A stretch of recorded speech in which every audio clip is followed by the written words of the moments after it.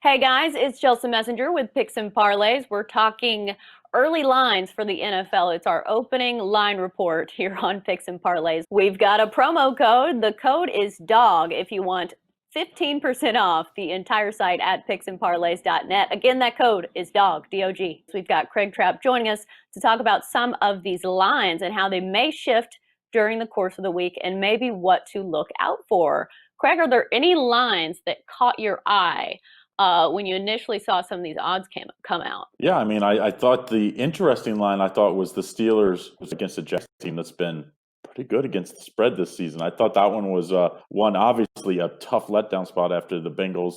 In a division matchup, the Steelers have been so impressive. They're 9-0, and I don't know. It just seems like it's almost too easy. When that's the case, usually that's the time they either lose outright or they don't cover. Yeah, and then some overreaction ones. We saw Baltimore kind of lay an egg against the Patriots, and now they're playing the Titans at home. This line was 6.5, where Baltimore was favored, I believe, and now it's down to -6. Do you think that's an overreaction, or do you think that we'll see more line movement as the week progresses? I think as long as it's in that 6.5, to me, as a handicapper, that's still the same.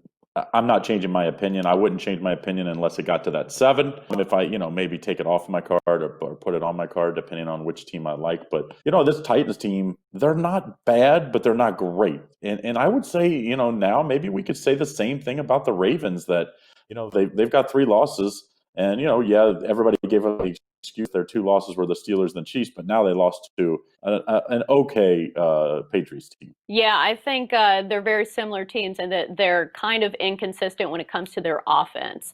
And then looking at some of these other games, we got the Thursday night game, of course, Cardinals Seahawks, where the Seahawks are favored -3. Do you see that one moving? Well, I thought the interesting thing there was the total. I was waiting to see if the total would maybe eclipse that 60 mark because we've seen that in recent years that we start to see those. It was the Rams and the Chiefs, I believe it was last year, and they went over basically at halftime, and it was still 60. And I think this is going to be a high scoring better as a handicapper.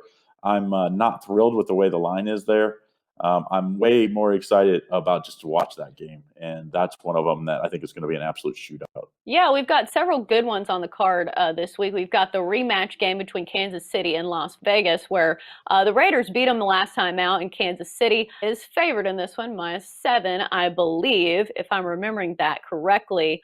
Any thoughts when it comes to the opening line and reactions to that one? Well, I thought it was interesting that now, of course, it's being the week of this rematch, like you said. We heard that I guess they took a victory lap in the buses afterwards after they won. And so Andy Reid was very upset about it, I guess. And so, of course, that comes out on game day week. So that is a little extra motivation, I guess, if you need some, if you lose to one of your division rivals. I think this Raiders team, they've really been able to run the ball and control the clock and protect that defense.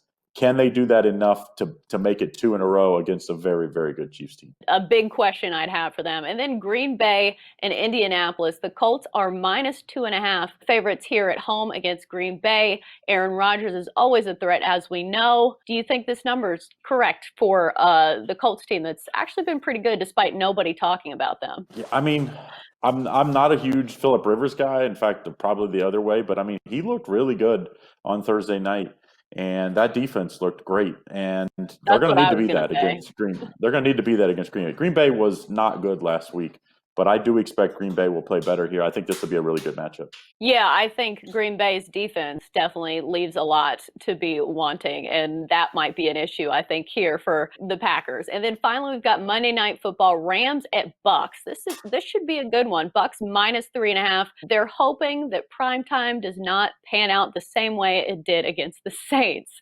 Thoughts on this one? Can they protect? That's the question for the Bucs. And they Tom Brady, and that's the same with the Patriots back going way back. He's not mobile. If you get at his feet and make him feel that pressure right away, he's not near the quarterback. And let's be honest, the Rams have the best guy in football at that, and that's Aaron Donald. Can they protect him against Aaron Donald? If so, I think the Bucs win and win easily. If not, I think the Rams probably will win easily. Yeah, the Rams just made Russell Wilson look like a mere mortal in that game with 3 turnovers. Very uncharacteristic for Russell Wilson. Wow, I can't say that word. But that's going to do it for our line report. Some early action. As always, great stuff from Craig Trapp. Craig, thanks for joining us.